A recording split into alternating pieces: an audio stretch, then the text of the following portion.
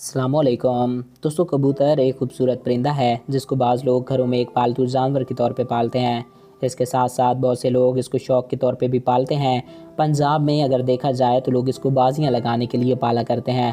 آج ہم آپ کو اسلام میں پرندے پالنے کے متعلق بتائیں گے، تو ویڈیو کی جانب بڑھنے سے قبل آپ سے یہ ریکویسٹ ہے کہ اگر آپ نے ابھی تک ہمارے اس یوٹیوب چینل کو سبسکرائب نہیں کیا تو اس کو سبسکرائب کر کے ساتھ موجود بیل کے آئیکن کو پریس کریں تاکہ ہمارے ہر نئے آنے والے ایسے ہی معلوماتی ویڈیوز آپ کو بر وقت اور بآسانی ملتا رہا کریں۔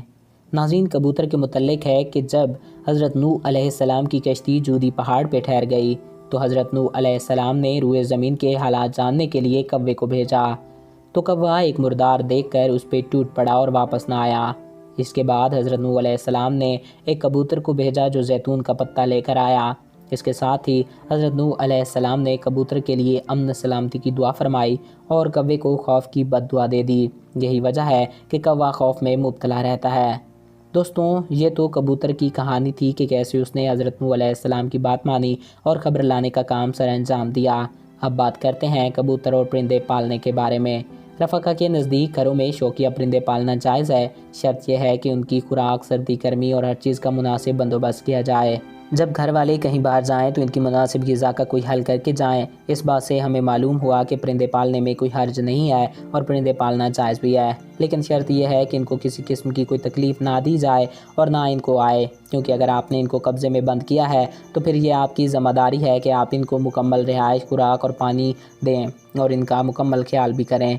اگر آپ ان کا خیال نہیں رکھیں گے تو آپ گناہ گار ہوں گے۔ اسلام میں پرندے پالنا جائز ہے۔ ایک روایت میں ہے کہ ایک کبوتر آپ صلی اللہ علیہ وآلہ وسلم کے سر پہ منڈلا رہا تھا اور آپ صلی اللہ علیہ وآلہ وسلم سے شکایت کر رہا تھا کہ اس کے انڈے کسی نے اٹھا لیے ہیں۔ تو جب آپ صلی اللہ علیہ وآلہ وسلم نے صحابہ میں اعلان کروایا تو ایک نے انڈے اٹھانا قبول کیا، تو آپ صلی اللہ علیہ وآلہ وسلم نے کہا کہ اس کے انڈے واپس گھونسلے میں رکھاؤ۔ پرندوں کو گھروں میں پالنا جائز ہے، مگر شرط یہ ہے کہ کوئی ان کو ستائے نہ اور نہ ان کو کوئی تکلیف پہنچے اور نہ ان کو بھوک آئے۔ ان کی خوراک، رہائش اور حفاظت کا پورا انتظام کیا جائے۔ گھر میں پالے جانے والے کبوتر خدا کو بہت یاد کرتے ہیں، اہل بیت کو دوست رکھتے ہیں، سابقانہ کو دعا دیتے ہیں کہ اللہ تمہیں برکت دے۔